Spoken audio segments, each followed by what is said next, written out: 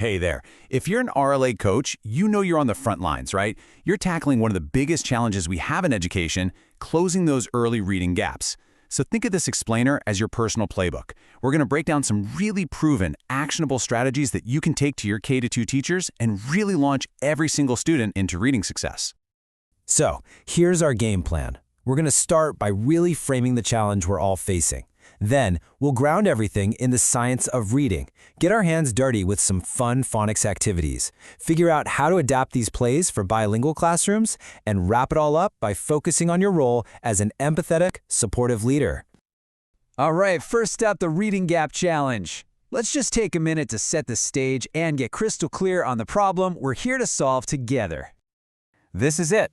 This is the big question, right? And listen, the answer isn't some magic bullet. It's really about building a clear, evidence-based framework that gives both you and your teachers the confidence you need to make a real, tangible impact, day in and day out. Okay, let's move on to our foundation. You know, every great coaching playbook has to be built on proven principles. And for reading, that means we have to turn to the research. You know, this formula looks simple, but it is so profound. It clarifies our entire mission. Reading isn't just one thing. It's a product of two totally separate abilities, being able to decode the words on the page and understanding the language. If a student is weak in either one of those, the whole equation just falls apart. So, how do we build both of those sides of the equation? We focus on these 5 pillars. Honestly, think of these as the absolute non-negotiables. Our coaching has to make sure that teachers are hitting phonemic awareness, phonics, fluency, vocabulary, and comprehension, and doing it systematically. Each one is just crucial for building strong, confident readers. And this slide right here really gets to the heart of it. We just can't leave this stuff to chance. We don't hope kids learn to read. We have to teach them. And that means our instruction has to be explicit, super direct, and systematic, building logically from the simplest skills to the more complex ones. All right, now for the fun part. It's time to bring phonics to life. This section is all about turning that theory into actual practice with hands-on strategies that really make learning stick.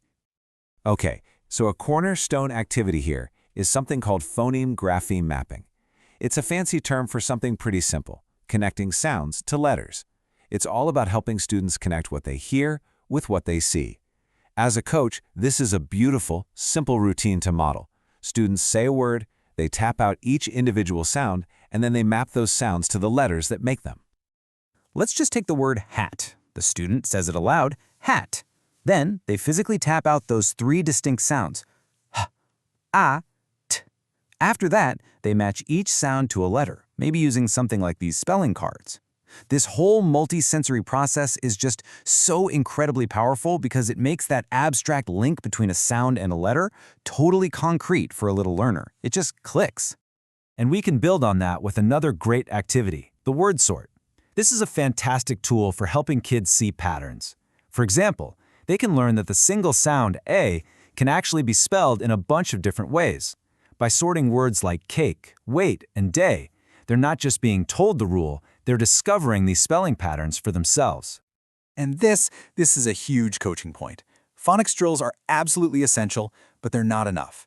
We have to make sure that around half, 50% of any phonics lesson is spent actually applying those skills by reading and writing. Why? Because that's the magic moment where learning transfers from just a drill into a real, durable skill they can actually use. Okay, Section 4. Let's talk about adapting the playbook for bilingual classrooms. Now, I know this is where a lot of coaches can get a little nervous, maybe feeling like they have to be fluent in another language to be effective. We're about to see why that's just not the case. This right here is a total game changer in how we think about this. Instead of worrying about the language itself, you shift your focus to high-impact teaching strategies. Your expertise is in spotting the structures that build literacy in any language. Because you know what? Great teaching is great teaching, period. Think of this table as your coaching cheat sheet. When you walk into a classroom, you're asking yourself, am I seeing these things? Is the language of instruction clear and consistent? Are there tons of visuals supporting comprehension? Is the teacher actively building those bridges between the two languages? And are the students doing most of the talking? These are the universal signs of a fantastic biliteracy classroom. And here is a perfect example of what building that metalinguistic bridge looks like. Just pointing out a cognate, like animal, is such a simple but powerful move.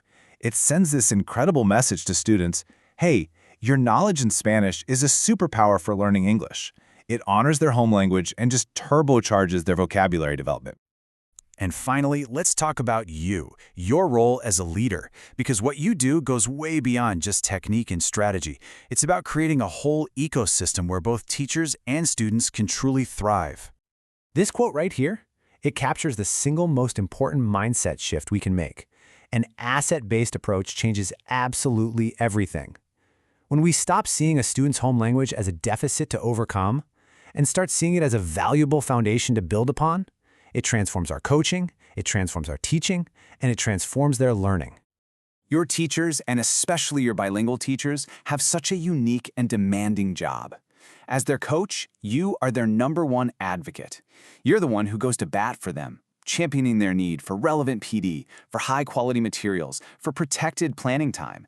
And maybe most importantly, you're the one who provides that empathetic coaching that recognizes and honors their incredible expertise. You know, the goal of this whole playbook is action. So my final question to you is this. What's the one strategy you'll share? The one look for you'll use in your next observation? The one conversation you're going to start? What is the one play you are going to run tomorrow that could change a student's future?